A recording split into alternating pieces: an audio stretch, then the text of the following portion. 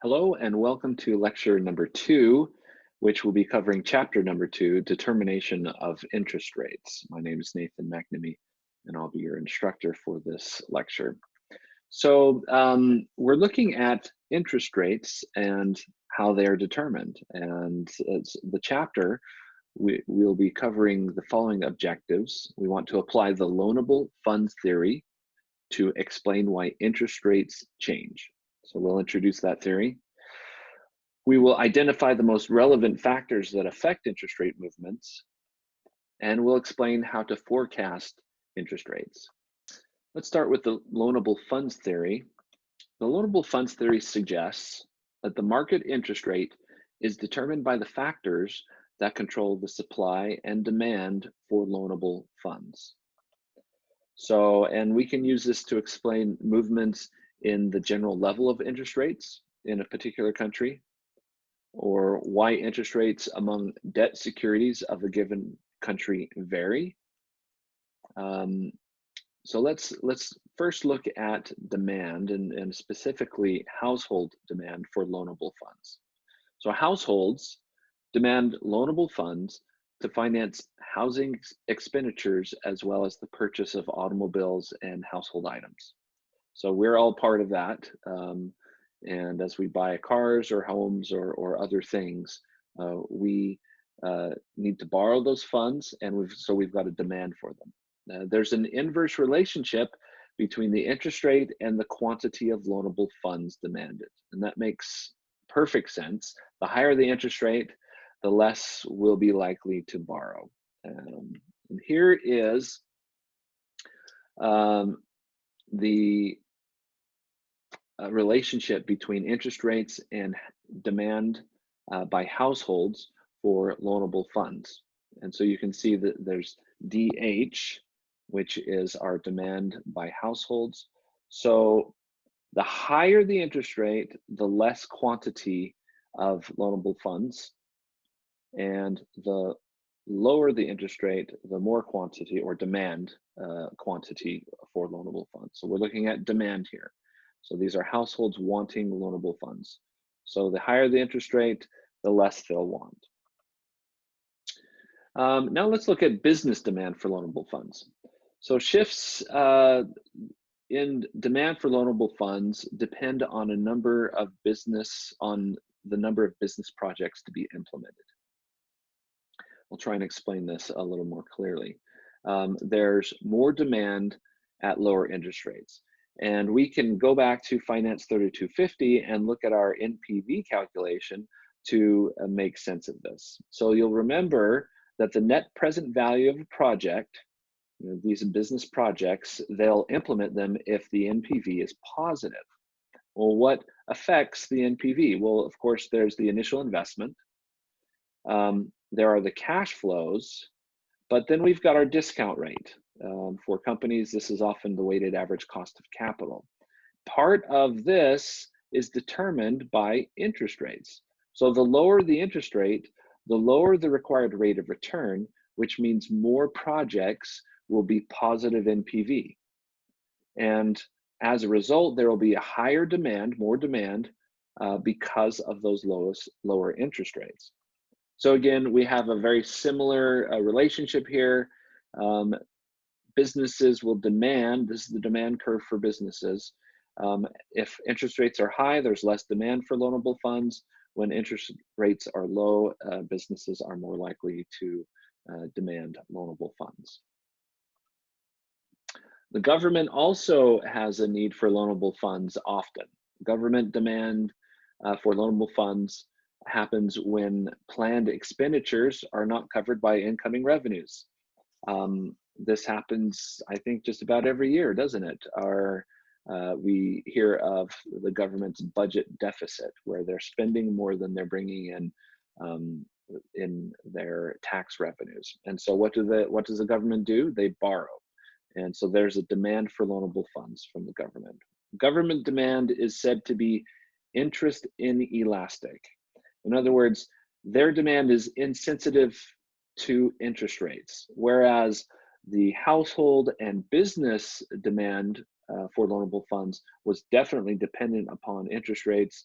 The government and the theories suggest that government does not really care where the interest rate is. If they have a need, they have a need and they'll borrow. So irrespective of that. So expenditures and tax policies are independent of the level of interest rates. So here we are. We've got a demand curve for government need for loanable funds. And you can see here there's a shift. So if there's additional expenditures needed or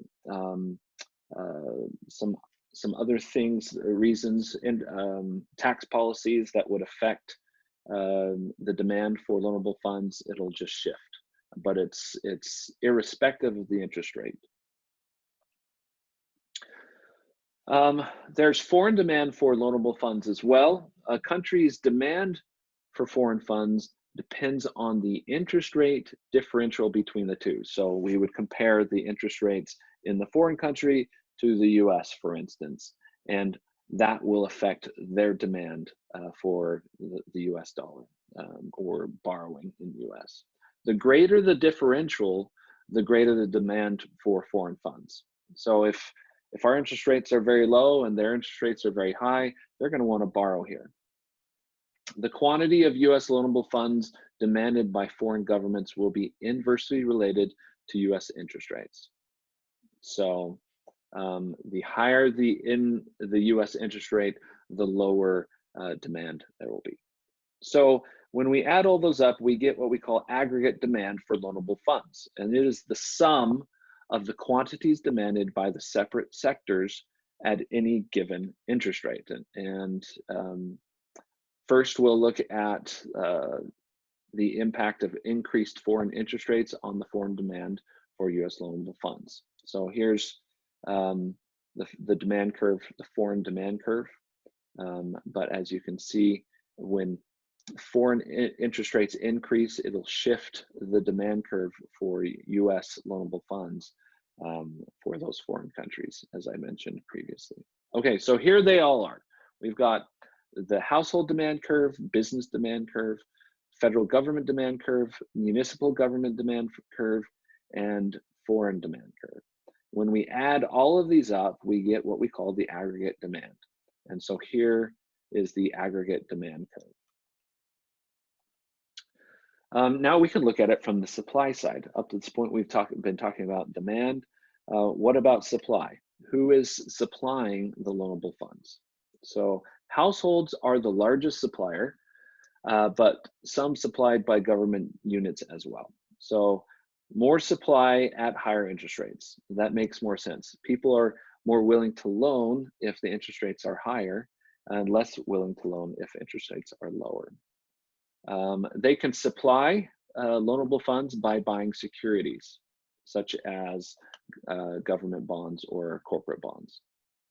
The Fed can affect this as well. By affecting the supply of loanable funds, the Fed's monetary policy affects interest rates.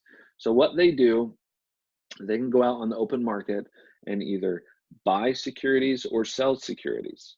And that affects the supply of loanable funds. If they buy if they sell securities, then that means that people are giving the Fed their money.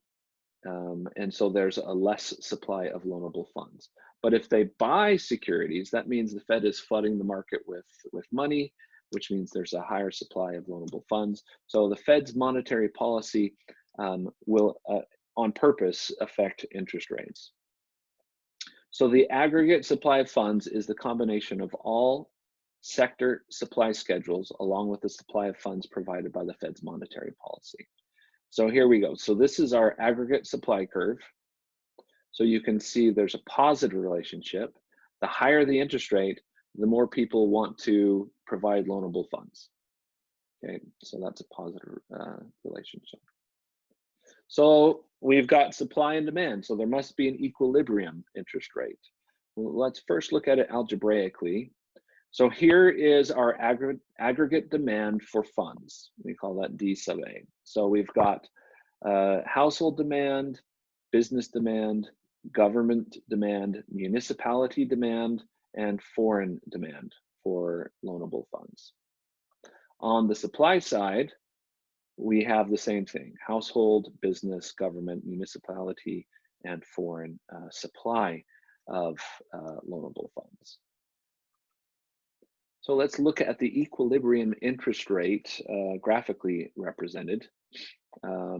So when we combine the aggregate demand and aggregate supply curves, it allows comparison of the total amount demanded to the total amount supplied. At equilibrium interest rate I, the supply of loanable funds is equal to the demand for loanable funds. So at interest rates above I, there's a surplus of loanable funds. More people want to lend it than want to borrow it at high interest rates. At an interest rate below I, there's a shortage of loanable funds. More people want to borrow than are willing to lend at such a low rate. So here we have our equilibrium interest rate I. So there's the supply curve and the demand curve for loanable funds. So what other factors affect interest rates? Well, economic growth is one factor. Economic growth puts upward pressure on interest rates by shifting demand for loanable funds outward. So, and we talked about that with the net present value of projects.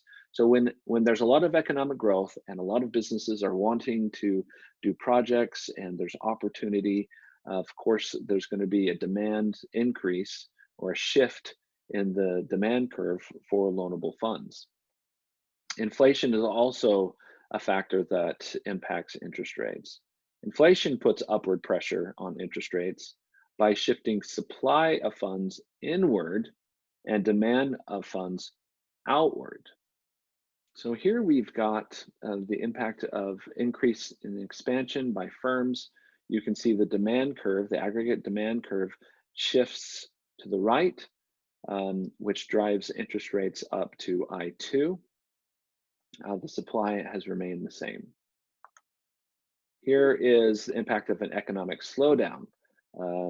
We've got the demand curve is shifting to the left, and as you can see, it affects interest rates, and we can see the interest rate drop from I to I2. Now we'll look at the impact of interest of an increase in inflationary expectations on interest rates. And you can see here that it shifts the demand curve to the right and the supply curve to the left, driving interest rates up from both factors. Monetary policy is another factor that impacts interest rates. When the Fed reduces or increases the money supply, as discussed before, it reduces or increases the supply of loanable funds, putting upward or downward pressure on interest rates. And so they target an interest rate, but they can't set an exact interest rate. And sometimes the market does not cooperate with them. But when you hear the Fed announce that they're targeting a specific rate, that doesn't mean they're going to actually get there, but they'll put pressure in the right direction. Also, budget deficits have an impact on interest rates. We call this the crowding out effect. So given a certain amount of loanable funds supplied to the market, excessive government demand for funds tends to crowd out the private demands for funds. Impact of foreign flows of funds on interest rates. Interest rates for a certain currency is determined by the demand for funds in that currency and the supply of funds available in that currency. And so demand for foreign currency has an effect on the interest rate as well. So here's a flow chart. It shows the flow of funds between the federal government and the private sector. So let's start with our favorite topic, and that's taxes. That creates a flow from the private sector to federal government. The government has expenditures that they will have, build roads, do other things. They buy things from the private sector. So that pumps money back into the private sector.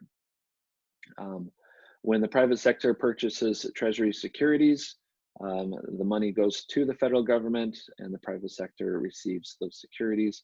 Vice versa, when the federal government buys back those securities, it pumps money back in to the economy.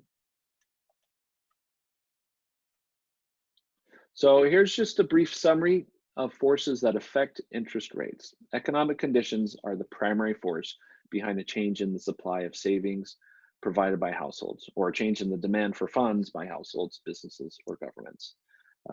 As we are living through the COVID-19 pandemic, we see economic conditions are changing rapidly. So it certainly will affect interest rates. The demand for funds in the United States is indirectly affected by US monetary and fiscal policy. As I mentioned before, they can target an interest rate, they can put pressure in certain areas, but it's an indirect effect. They can't set the interest rate because these policies influence economic growth and inflation, which in turn affects business demand for funds. Fiscal policy determines the budget deficit and therefore determines the federal government demand for funds. This slide shows interest rate movements since 1990. This is for the 3-month T-bill. So this is very short-term money. And you can see it's been as high as 8% back in 1990. These gray bars are recessionary periods. And you can see since the last recession, the credit crisis, that rates have remained at historic lows and continue to remain so, and most likely will remain this way for some time because of the COVID-19 pandemic. So in order to forecast interest rates, we can use this formula. This is the net demand, and it's simply put, the net demand for loanable funds is the aggregate demand minus the aggregate supply. We could show this broken down to the different sectors as we showed earlier. So future demand for loanable funds depends on future foreign demand for US funds, household demand for funds, business demand for funds, and government demand for funds. The future supply of loanable funds depends on future supply by households and others, future foreign supply of loanable funds in the US. And we'll end on this slide just to show you how easy it is to forecast interest rates. So the forecasted interest rate, which is what we're trying to get to, we start with the future state of the economy, which we're going to be guessing on all of these factors. Future state of foreign economies, future level of household income, household plans to borrow, future plans for expansion, future volume of business, so on and so forth. These flow through to the demand, future demand for US funds.